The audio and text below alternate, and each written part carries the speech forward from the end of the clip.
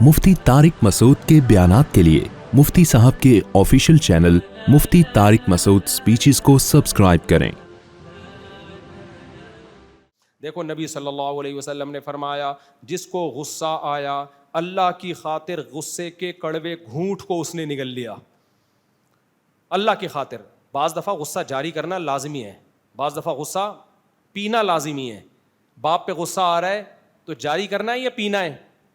بولو پینا ہے۔ ماں پہ غصہ آ رہا ہے تو جاری کرنا ہے یا پینا ہے؟ پینا ہے۔ تو اللہ کی خاطر غصہ پی گیا۔ باس پہ غصہ آتا ہے، اللہ کی خاطر تھوڑی پیتا ہے، تنخواہ کی خاطر پیتا ہے غصہ۔ ایئر ہوسٹس کو کسی پیسنجر پہ غصہ آئے تو وہ کمپنی کی خاطر اس غصے کو پی جاتی ہے، لیکن ایک غصہ ہے بوڑھے باپ پہ غصہ آئے تو اللہ کے علاوہ کوئی بھی نہیں ہے بھائی جس کی خاطر آپ غصہ پیو، باپ کیا کر لے گا تمہارا؟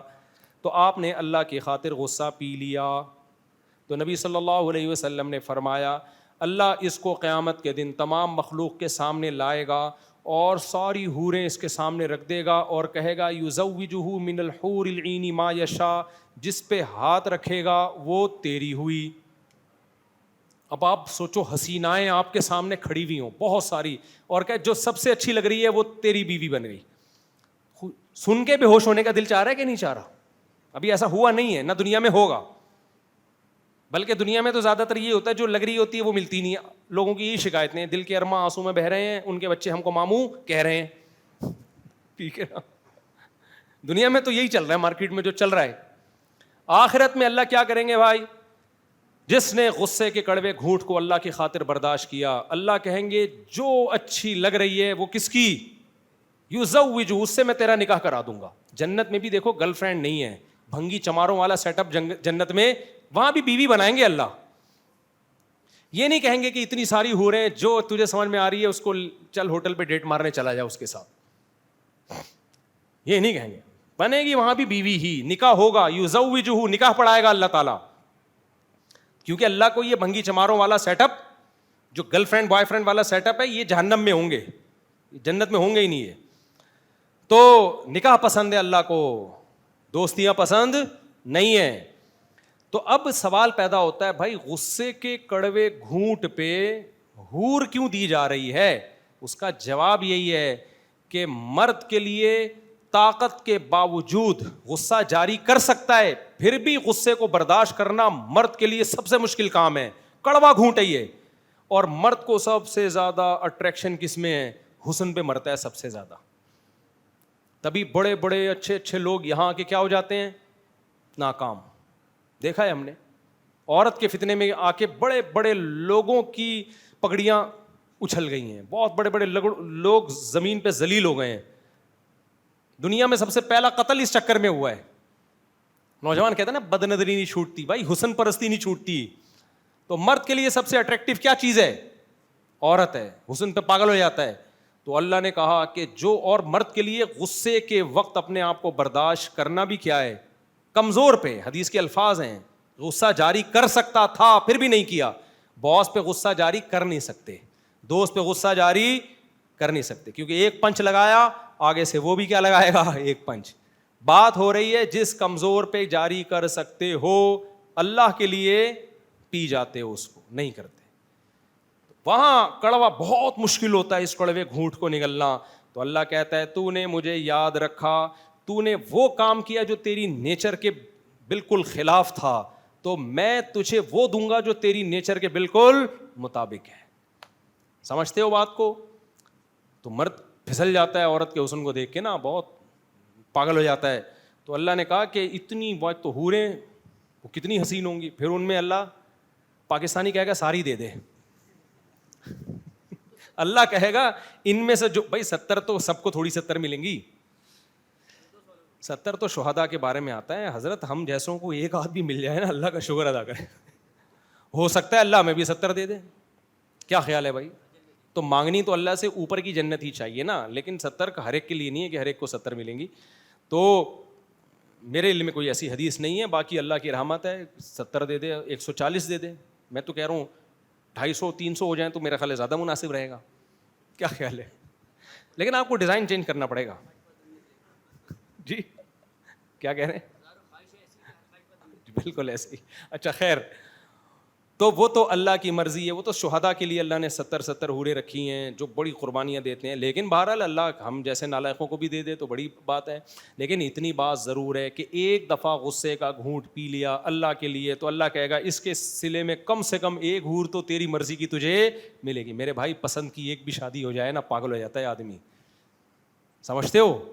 تو تم اللہ کی خاطر غصے کے کڑوے گھونٹ کو پی لو اور تمہیں پسند کی محبوبہ مل جائے دنیا میں تو اس کے لیے تم ہر وقت کڑوا گھونٹ پیتے رہو, تو آخرت میں اللہ کے وعدوں پہ کیوں یقین نہیں آ رہا؟ تو اللہ کہے گا آخرت تو غیب کی چیز ہے, تو وہ ایک بھی مل جائے بہت ہے. اس لیے غصوں پہ کنٹرول کرنا سیکھو, کنٹرول سمجھتے ہو, جاری کرو جہاں جاری کرنا مفید ہے, جہاں جاری کرنا مفید نہیں ہے وہاں برداشت کرنا سیکھو. اور جب مجبوری ہوتی ہے نا سب برداشت کرتے ہیں. بڑے بڑے لوگ ہم نے دیکھے غصے میں پاگل ہونے والے, باس کے سامنے غصہ آ رہا ہے ذرا بھی پاگل نہیں ہو رہے, کچھ بھی نہیں ہو رہے, باپ کے سامنے آتا ہے تو ایسے چنگیز خان بن جاتے ہیں. اور باپ کا جو حکم ہے شریعت میں دادا دادی نانا نانی کا بھی یہی حکم ہے, ان بوڑھوں کے سامنے آپ کو غصہ جاری کرنے کی اجازت نہیں ہے. استاذوں کے سامنے بزرگوں کے سامنے مت کرو جاری, ان کو اپنا بڑا بناؤ. دیکھو میں نے کالج میں اپنے ٹیچر سے تھپڑ کھایا ہے. کالج میں انسان عاقل بالغ ہوتا ہے. 2nd ایئر کا طالب علم تھا میں ایس ایم سائنس میں, ایک شعر غلط پڑھنے پر میرے اردو کے ٹیچر نے مجھے تھپڑ مارا تھا. ہمارے ابا اماں نے ہم کو سمجھایا تھا, اس وقت تو ہم مدرسے میں بھی نہیں گئے تھے, کہ ٹیچر کے سامنے غصہ بولو نہیں. حالانکہ اس وقت معمول نہیں تھا طلبہ پہ ہاتھ اٹھانے کا, کالج میں تو ہوتا بھی نہیں ہے, پروفیسر اسٹوڈنٹ پہ ہاتھ نہیں ہو. میری ذرا سی غلطی پر استاذ نے تھپڑ مارا تھا مجھے, تو میرے ذہن میں ایک لفظ الحمدللہ نہ استاذ کے خلاف آیا, نہ میں نے زبان سے کوئی لفظ بولو نکالا. شاید کسی دوسرے طالب علم کو مارتے وہ آگے سے جواب دیتا. آج کل ایسا ہی سسٹم چل رہا ہے کہ تم کون ہوتے ہاتھ اٹھانے والے. ہم نے سنا ہوا تھا بھائی ٹیچر اگر ہاتھ اٹھاتا ہے تو بڑوں کے سامنے زبان درازی نہیں کرتے, چپ. میں نے کہا ٹھیک ہے بھائی, اب انہوں نے غلط کیا صحیح کیا یہ ان کا ہیڈ ایک ہے, یہ ہمارا ہیڈ ایک نہیں ہے. ہمارا ہیڈ ایک یہ ہے کہ ہم آگے سے رسپانس کیا کرتے ہیں. باقاعدہ یونیفارم میں بیٹھا ہوا تھا, ایک تو کالج جانا ہی بہت کم ہوتا تھا, صحیح ہے, کراچی میں کالج کون جاتا ہے, اور ہم جو کالج جاتے تھے بڑا الگ اسٹائل ہوتا تھا. ہم جب کالج جاتے تھے جو ہمارے کلاس فیلو, راستے میں کوئی گولے گنڈے والا نہیں چھوڑتے تھے ہم, کوئی خربوزے والا نہیں چھوڑتے تھے ہم, کوئی گنے کا رس ہم نہیں چھوڑتے تھے. یہ سارے ٹرائی کرتے کرتے کرتے کرتے کالج میں آدھا گھنٹہ لیٹ پہنچ رہے ہوتے تھے, اور احتیاطاً کلاس ختم ہونے سے آدھا گھنٹہ پہلے اٹھ کے آ جاتے تھے, کیونکہ جوڑیا بازار میں ایک ٹھیلے کی بریانی کھانی ہوتی تھی ہم لوگوں نے, بڑی خاندانی, ابھی بھی سنا ہے بکتی ہے, بڑا مزہ آتا تھا. تو تھوڑا انجوائے بھی کرتے تھے. کالج جا رہے ہو اور پھر کلاس میں تمیز سے بیٹھے ہو تو استاذ کو چاہیے آپ کو اور پروموٹ کرے, اپریشیٹ کرے, یار اس ماحول میں یہ بچہ آ کے بیٹھا ہوا ہے اردو کی کلاس میں. لیکن استاذ نے ہمیں کسی بات پہ لگا دیا, اس بات پہ نہیں لگا گولا گنڈا کھا کے کیوں آیا, کیونکہ ان کی کلاس میں بیٹھا ہوا تھا. وہ کوئی شعر میں نے غلط پڑھ لیا تھا, تھپڑ لگا دیا انہوں نے. تو ہم نے تو اللہ کا شکر ہے کچھ بھی نہ ذہن میں آیا, نہ ان کے خلاف منفی جذبات پیدا ہوئے. بھائی بڑے ہیں یار, تھپڑ لگا دیا. تو ویسے بھی یار بڑی عمر کا آدمی بھی لگا دے تو بھی چلتا ہے مارکیٹ میں, کیا خیال ہے؟ ٹیچر نہ بھی ہو, بوڑھا ہے بزرگ ہے, یہ بھی کافی ہے. تو اب مسئلہ یہ ہے کہ اللہ میاں کیا کہتے ہیں بھائی, غصے کے کڑوے گھونٹ کو پینے پر کیا ملے گا. ہو سکتا ہے وہ تھپڑ پہ شادیاں ہو گئی ہوں میری, کیا خیال ہے؟ اللہ نے کہا ہور ہور تو بعد میں, فی الحال تیری شادیاں کراتے ہیں. تو نے کیا کیا ہے؟ ہم نے اور بھی ٹیچروں سے تھپڑ بھی, ابا سے بھی کھائے, اماں سے بھی چانٹے کھائے. اللہ کا بڑا, تبھی ہم الحمدللہ نارمل ہیں. جو بچے ابا اماں سے پٹتے, کبھی بھی پٹے نہیں ہیں نا, وہ نارمل نہیں ہوتے. مارنا ٹھیک نہیں ہے بچوں کو, پڑھ پڑھ درندوں کی طرح کوٹ رہے ہوتے ہیں نا, یہ خود گدھے ہوتے ہیں جو اس طرح کی حرکتیں کر رہے ہوتے ہیں. کبھی کبھار واجب التھپڑ ہیں بچے. ایک تو ہوتا ہے نا واجب القتل, فتوے ہوتے ہیں نا یہ فلاں واجب القتل. تو ہر بچہ باپ سے واجب التھپڑ ہوتا ہے کبھی کبھار, کبھی کبھار, ٹھیک ہے نا.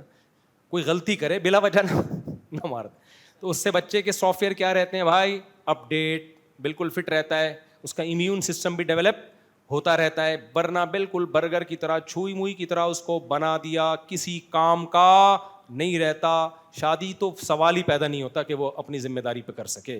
وہ ایسا برگر فیملی بن جاتا ہے کہ جب اس کو کوئی رشتہ بتایا جائے تو کہتے ہیں امی سے پوچھ کے بتاؤں گا. ہمارے دوست ایسے بھی ہیں, 35 سال کے ہو گئے, کم وقتوں کی شادی نہیں ہو رہی. میں نے کہا بھائی شادی کیوں نہیں کرتے؟ کہہ رہی امی ابھی راضی نہیں ہے, امی سے پوچھ کے بتاؤں گا. ایسا ہی ایک بندہ تھا, اس کا میں نے کہیں پیغام بھجوا دیا اس کی امی سے پوچھ کے. تو لڑکی والوں کے سامنے جب وہ امی سے پوچھ کے آیا ہے نا, بیٹھا ہے, تو لڑکی والوں نے کہا کیسے رکھو گے بیگم کو؟ اس نے کہا بھائی میری امی سب فیصلہ کریں گی, امی سے پوچھ کے بتاؤں گا. انہوں نے کو اندازہ ہو گیا کہ اس گھر میں ساس نے بہو کا کچومڑ نکالنا ہے. صحیح ہے نا؟ جب ساس بہو پہ ظلم کرے گی تو یہ کس سے پوچھے گا؟ امی سے پوچھے گا. تو جس آدمی میں ڈیسیژن پاور ہی نہ ہو, ٹھیک ہے امی کی خدمت کریں, ہر چیز امی سے پوچھ کے تھوڑی ہوتی ہے, کچھ چیزیں امی کو بتانے کی بھی ہوتی ہیں. امی یہ اب آپ کا مسئلہ نہیں ہے, یہ میرا مسئلہ ہے, تو کائنڈلی آپ تھوڑا سا, تو ڈیسیژن پاور ہی نہیں ہے, ہر چیز امی سے. جب چھوٹا تھا تو ٹھیک ہے امی سے پوچھ کے کھا رہا تھا, اب تو کچھ کام خود بھی تو کر لے. امی کی خدمت بھی امی سے پوچھ کے نہیں کر, بغیر پوچھے کر امی کی خدمت, ورنہ امی سے خدمت میں بھی امی سے پوچھے گا وہ.